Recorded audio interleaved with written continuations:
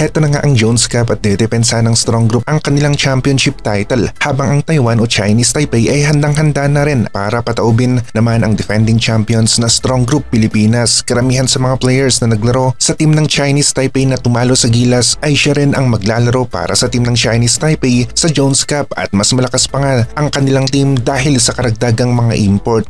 Nakita natin na ang schedule ay magsisimula sa July 2 hanggang sa July 20 para sa women's basketball at maging sa men's basketball. Sa Gilas Women na muna tayo na kung saan nakikipag-ugnayan na ang SBP sa AFP dahil na rin sa nasa Philippine Army sina Janine Puntejos, Chuck Cabinbin at si April Bernardino ay nasa Philippine Navy. Nakita natin ang laro ng tatlong players na ito at kabilang sila sa nagpapalakas sa Gilas Women's basketball team, at pumapalag talaga sila sa Jones Cup. Merong bilis at liksi ang kanilang galawan. Kung sakali naman na hindi makapaglaro ang tatlong key players natin ay mag-a-adjust ang Gilas Women sa kanilang lineup. Sigurado naman nakabilang sa lineup ng Gilas Women's basketball team sina Jack Animam at Vanessa De Jesus, mga players na aasahan natin sa backcourt at frontcourt ng Gilas Women's basketball team. Isang solid na center at shooting guard. Sigurado naman tayo na hindi magpapahuli ang Strong Group sa Jones Cup men's basketball at sila ang magre-representa sa Pilipinas sa Jones Cup. Umaasa rin tayo na nababawian nila ang team ng Chinese Taipei at ipakita ulit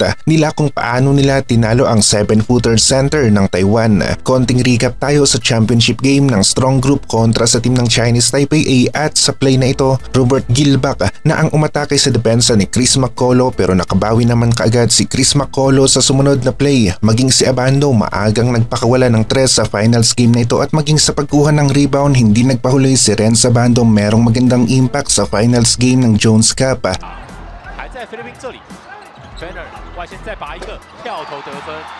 Ang 5'7" guard ng Taiwan na si Jin Wei Gao nakaisa kontra sa depensa ng Strong Group sa play na ito. Bago nga napunta si RJ Abarientos sa team ng Ginebra ay nagpakita na muna ito ng galing sa Jones Cup. 3 ang pinakawalan at pumasok sa eksenang ito. Abando play na kung saan biglang hinto kumagat ang depensa at nakabingwit ng foul. Sa free throw line ngayon titira itong si Lakay. Hindi lamang sa opensa nagpakitang gilas si Abando dahil maging sa depensa butata ang inabot ng kalaban mula dito kay Abando. Mainit-init nga rin ang opensa ni Abando sunod-sunod na nakakuha ng foul kontra sa team ng Chinese Taipei. Agi naman ang isa sa big man ng Strong Group last season at nagpakita rin ng solid na performance sa loob ng paint.